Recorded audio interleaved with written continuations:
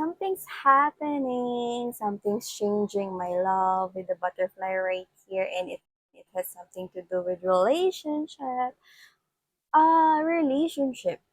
But I'm getting this waves, no, mga babes, alon vibes. So it means that there is someone's emotions and feelings right here na parang hinahalo or mix, no? Mekos. Mekos.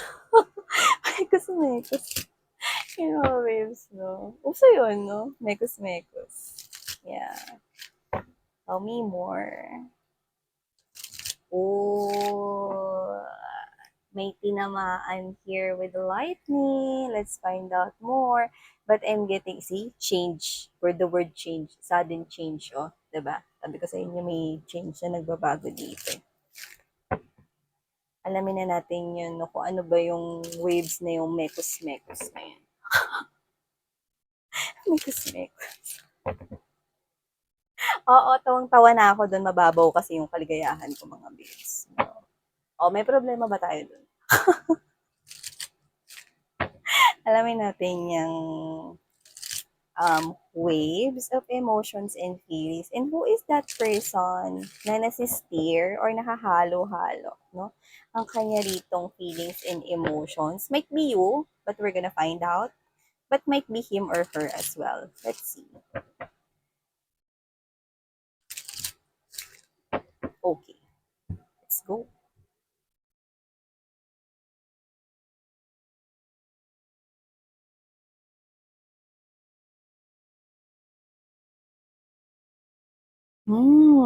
You're gonna receive right here some kind of unexpected communication. Pero hindi ko alam kung bakit nakuha ko yung word na the please. Alam mo yung the please, mga babes? No? The please is like the Tagalog word, no? Na parang dumaan lang, no? Or parang hindi sumakto dun sa, paano ba to explain? Tingnan niyo na nga lang sa dictionary, no? Pero yung the please has something to do with yung tina-target rito na parang outcome is hindi yun yung kinalabasan. Parang iba yung naging ibig sabihin or what. But let's keep moving. Okay, let's keep moving. The please, you know that the please, 'di ba? Hindi sumakto pero parang nagmintis, parang gano'n. Ano daw? Bahala kayo diyan. Kung ano-ano yung nakukuha natin sa inyo. Mga energy nyo to. Eh. Problema ko pa. Nagreklamo yung read. So, yun nga ilatag, So, yun nga ilatag natin muna, no, yung mga energies nyo rito, mga babes. So, yan. Bago natin simulan, no, ang ating chikahan for today's video. For today's video, vlog pala yun, no. So, tingnan natin mga babes. Ano ba nangyayari dito?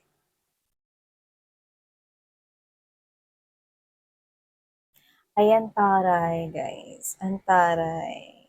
Yan. So, I don't know if this person has his or her own car or baka may motorcycle siya, no? That might be very specific here, pero mention natin, okay. Pero you know, what I'm getting right here in general is that this person right here is actually making a movement. Because car is someone here na transportation, di ba? Isn't it, no? So this person could be possibly doing here something, yan, no? And you might be receiving that. Pero yun nga may the please. So yun, no? Bago natin simulan na reading na to, hi and hello sa mga new subscribers. By the way, ako po si Yan, babes, no? So thank you so much po for dropping by and hope na magstay kayo dito sa aming community. Pwede po kayong mag-subscribe to be updated, no? Pag meron tayo ditong bagong fresh uploaded na videos. Meron naman po everyday, no? Kaya nga yung iba rito, no? Tumambay na dito na tumira. Sa mga returning subscribers na napabalik-balik dito araw-araw, no? Thank you so much po sa inyong lahat. At na-appreciate ko po, no, lalo na yung mga hindi nag skip kahit ang haba ng mga ads, no? Maraming thank you po sa inyong lahat. And the end. Yan, no? So, yung mga babes, no, wala tayong gender dito. And syempre, timeless din ito, no? And of course, whatever the case may be, just take how this resonates with you. LGBT, of course, mga mahal, no? Welcome kayo rito. So, yun nga, no, mga babes. Yan. So, nakikita ko rito, looks like With the coffee cup lightning right here, runner, passion, self-indulgence. Okay? So, I don't know because I'm also picking up na pwedeng katrabaho mo ito or someone here around you. Nagpapahiwatig na siya 'no, ng emotions and feelings niya sa'yo. Nilalabas niya na yon through his or her words and possibly na actions rin. Puwedeng yung iba umamin na rin sa inyo, puwede rin naman na yung iba is bumibuelo pa lang. Pero sa nakikita ko rito 'no, made up list nga na thing na nakukuha tayo dito. So, puwedeng ikaw 'to that with the runner right here, puwedeng hindi ka naniniwala sa sinasabi niya 'no, kasi parang feeling mo nagbibiro lang siya with the mask right here, na feeling mo, baka baka jino-joke time lang ako nito. Hindi mo siniseryoso, yun, hindi mo siniseryoso itong person na 'to dito 'no. Parang para sa'yo, hindi naman ata trueness yung sinasabi niyan sa'kin, yung ganyan. Eh, parang natatawa ka lang 'no, or ikaw 'to na parang not necessarily natatawa for others, pero baka hindi ka lang naniniwala na gusto ka niya 'no, pero yung nakukuha ko dito 'no. So, every this individual is, this person is trying to show you through his or her actions or might be words, yung iba puwedeng nag-confess na rin 'no, ng kanilang emotions and feelings sa'yo rito 'no. Well, it's really true na meron talaga siya ritong feelings for you with the Cupid's arrow and this person is actually liking you. At actually meron siya ritong mga nagugustuhan. Nagsimula 'to 'no, dun sa mga mannerism or mga galawan mo rito 'no, na parang hindi mo sinasadya. It's like natural lang na lumalabas sa'yo. Okay? You know what I mean? Ibig sabihin may something unique sa'yo na natural niya na puwedeng nakikita niya lang yon with you. Okay? So, ikaw, puwedeng hindi ka aware na may gano'n ka palang klase ng behavior na ginagawa na and this person finds that really cute and unique at the same time. And I think dun ka niya unang napansin. Okay? Kunwari ganito, example lang. If you are someone here na 'pag kinakabahan ka 'no, kinakagat mo yung nagne-nail bite ka or kinakagat mo yung kuko mo or whatever or baka ikaw 'to na 'pag kinakabahan ka na puwedeng hinahawakan mo yung pisngi mo 'no, parang utok, eh, parang gano'n 'no, parang parang utoke ng mga babes 'no, parang anong gagawin ko 'yan 'no, example lang 'yun 'no. It's like this person 'pag nakikita niya 'yun 'no, hindi siya natutuwa dahil, kinakabahan ka or whatever 'no, kundi natutuwa siya, naku-cute-an siya dun sa mga gestures at galawan mo. At nag-umpisa yun dun, I think. So, puwedeng ikaw 'to na 'pag nag-iisip ka na this person finds you cute 'no, ang cute mo kunwari kinakagat mo yung dulo ng ballpen mo or nung lapis mo, gano'n 'no. Meron kang mannerism dito na hindi ka aware 'no, na cute pala yun para sa kanya. 'Di ba? So, dun ka niya unang napansin 'no, dun mga babes sa parang nagkaroon ng mga bubbles-bubbles yung paligid, manga. Manga is a comic 'no, na parang comic book kind of thing 'no, wherein kapag kayo mga characters dun is natutuwa, kinikilig, either may naglalabasan ng mga bubbles sa paligid 'no, or parang merong mga bulaklak na biglang lumitaw 'no. So, ganun yung klase ng feeling 'no, dun mo unang naagaw or nakuha ang kanyang atensyon. And yes, this person here is actually showing you that he or she likes you. Yan 'no, puwedeng nag-umpisa 'to dun sa, "Mimi, kasabay ka ba mag-lunch? Ah, sabay ako sa'yo, yan. Or ano, saan ba daan mo pauwi? Dun na rin ako dadaan, sige sabay na tayo, yan. Ay, may payong ka ba? Umuulan kasi, dali mo na 'tong payong. Yan, mga ganyan-ganyan. Nagsisimula na siya rito magpahatid sa inyo ng kanyang feelings at mga parang mga paandar 'no, kasi nagsisimula ka na niyang ma-like. Mhm. So, nakita rin ako rito na nila-like niya rin dito yung mga post mo. So, hindi ko alam kung bakit may nakita tayo rito na ang tawag nito, yung naka-wink 'no, tawag nito, nakakindat 'no, sa photo. So, maaaring meron kayong photo na nakakindat kayo dun kind of thing 'no, and this person did, like it or did react on it, ayan 'no. Might be heart on it, like on it, whatever.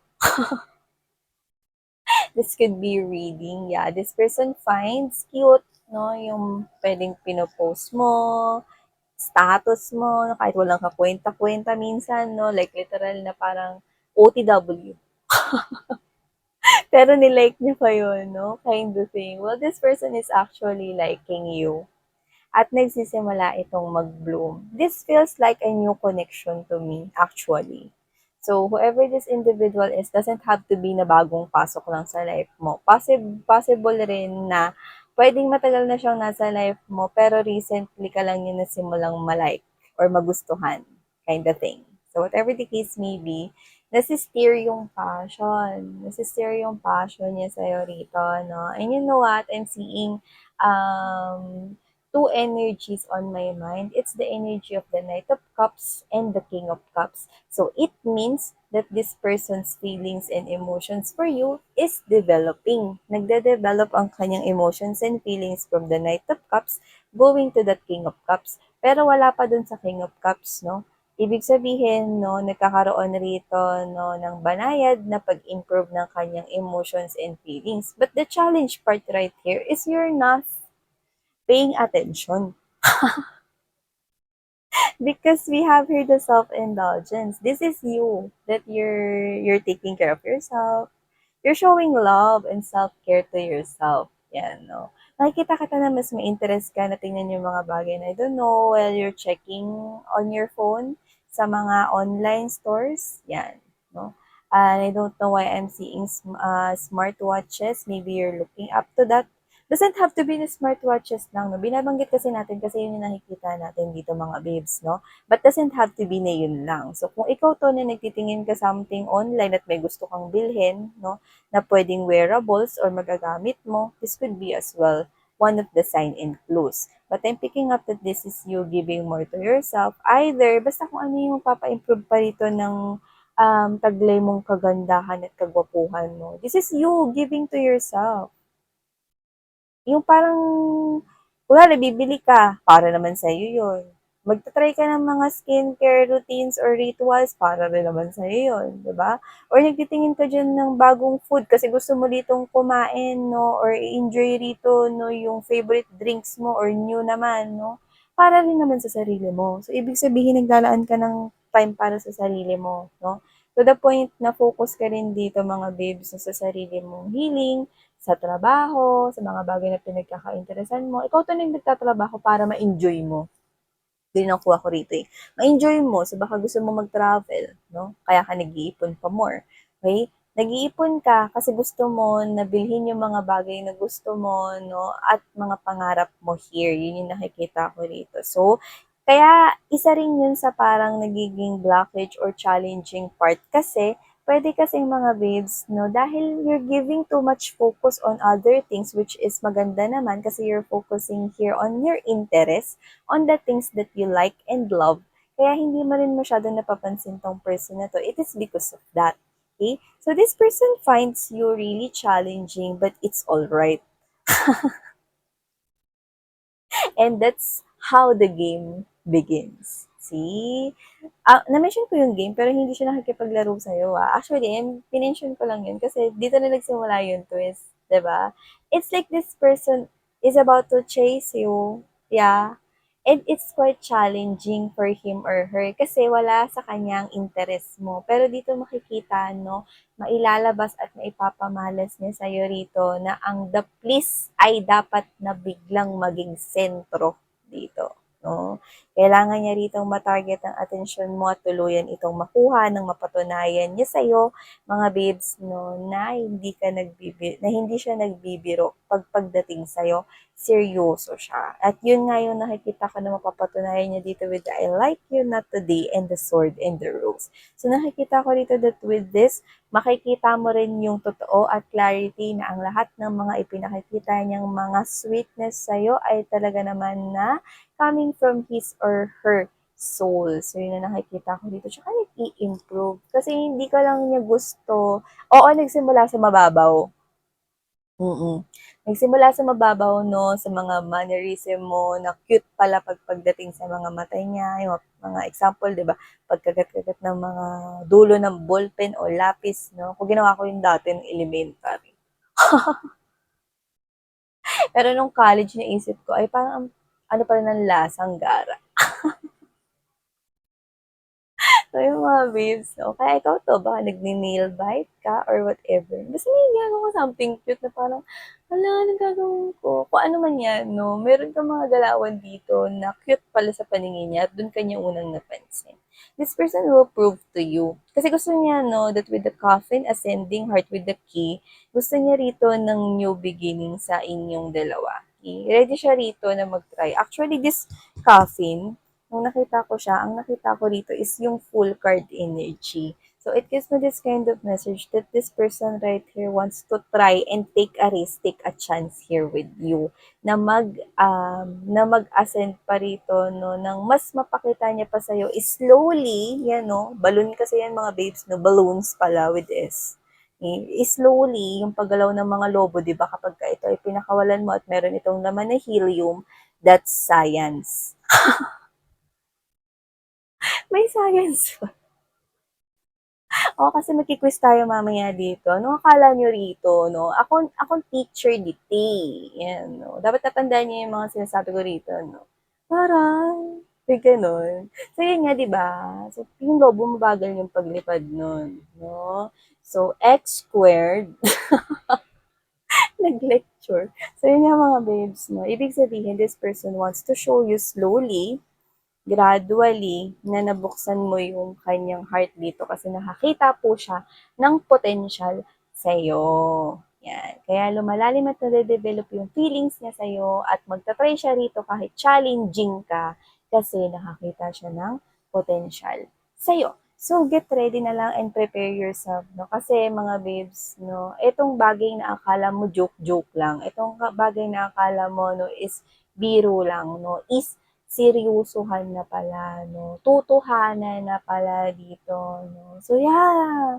Taray, I was about to end this reading na, no? Pero we heard that song. And I do believe it's Nonoy Suniga's song. So, pakitama na lang kung mali po yung kumanta. Pero, yun nga yun, no? Yung, gusto kita, um, na na na na na na. Actually, yung himig yun narinig ko. Pero gusto kita, na na na na, mahinhin at malambing ka, katangi ang di mo sadya. Yan, no? So, whatever the case may be, gusto ka niya, no? At may katangian, yun nga yun, eh, no? May katangian ka nga dito na hindi mo sadya talaga, no? Pero dun nga siya unang nag-fall sa'yo, no? Yeah, yeah, that chorus, no? Sana kahit minsan ay mapansin ako, malaman mo ika'y mahal at yan ay totoo. Yan. Huwag mong iisipin na siya'y nagbibiro sa'yo. Mali yung tono, mali rin yung lyrics. No? Huwag mong isipin, nagbibiro ako, tunay ang pag-ibig na alay sa'yo. Yan, di ba? Nonoy Suniga yun. Yun nga mga babes sa Antaray. See, sabi ko sa inyo, hindi siya nagbibiro here. Okay? And we're gonna find out with that sword in the rose. Okay? There's clarity here. So, thank you so much, Collective Sarangaya Love and Life